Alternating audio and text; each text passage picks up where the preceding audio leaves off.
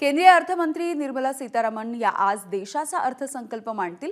सलग 8व्या वेळेला त्या आपला हा अर्थसंकल्प सादर करणार आहेत। अर्थसंकल्पामध्ये मध्यम वर्गाला दिलासा मिळण्याची ही अपेक्षा आहे। पंतप्रधान नरेंद्र मोदी यांनी काल त्या संदर्भातले संकेतही दिले आहेत। विकासाला चालना देण्याचं मोठं आव्हान अर्थमंत्र्यांच्या समोर असेल, त्यामुळे आज या संदर्भामध्ये कोणत्या घोषणा होणार याचीही सगळ्यांमध्ये उत्सुकता आहे। आर्थिक गोष्टींना चालना देण्यासाठी या अर्थसंकल्पामध्ये भांडवली खर्चात 20% वाढ होण्याचा अंदाज आहे आणि त्यामुळे लोकांना खर्च करण्यासाठी अधिकचे पैसे मिळतील।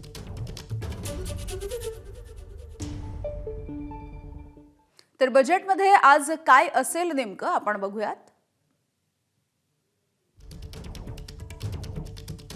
मध्यम वर्गाला आयकरामध्ये मोठा दिलासा मिळण्याची शक्यता आहे। शेतकऱ्यांसाठी मोठ्या घोषणा होऊ शकतात।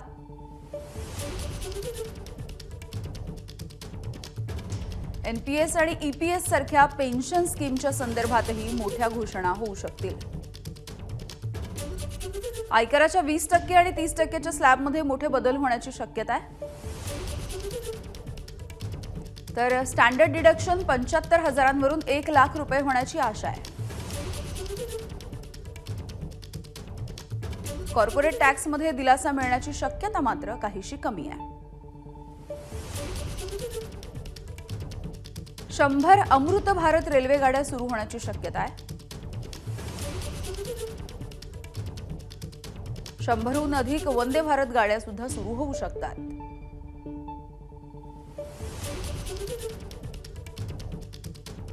तर आज हे बजेट मांडलं जाणार आहे, मात्र अर्थमंत्र्यांच्या समोर नेमकी आव्हानं कोणती आहेत ती सुद्धा बघूयात।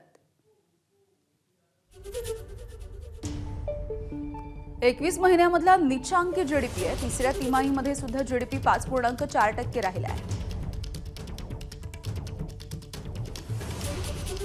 तर परकीय गंगाजळी 11 महिन्यामधल्या निचांकी पातळीपर्यंत पोहोचली आहे। त्यामुळे हे सुद्धा एक मोठं आव्हान आहे अर्थसंकल्प मांडत असताना। रुपयाची रेकॉर्ड ब्रेक घसरण होताना दिसते। एका डॉलरसाठी सध्या 86 रुपये मोजावे लागतात। वाढती बेरोजगारी 15 ते 29 वयोगटामधला बेरोजगारीचा दर हा 10.2% इतका आहे। चीनसह असंतुलित व्यापार 2023-24 मध्ये व्यापार हा 7 लाख कोटींवरती गेलाय। जीवनावश्यक वस्तूंमध्ये महागाई होताना दिसते। डिसेंबरमध्ये हा महागाईचा दर 8.39% इतका होता। शेअर बाजारामध्ये सुद्धा वारंवार घसरण होताना दिसते। सेन्सेक्स 78,000च्या खाली आलेला आहे। विकास दर घटण्याची शक्यता आहे। 2024-25 मध्ये विकास दर 6.5% राहील। एबीपी माझा, उघडा डोळे बघा नीट।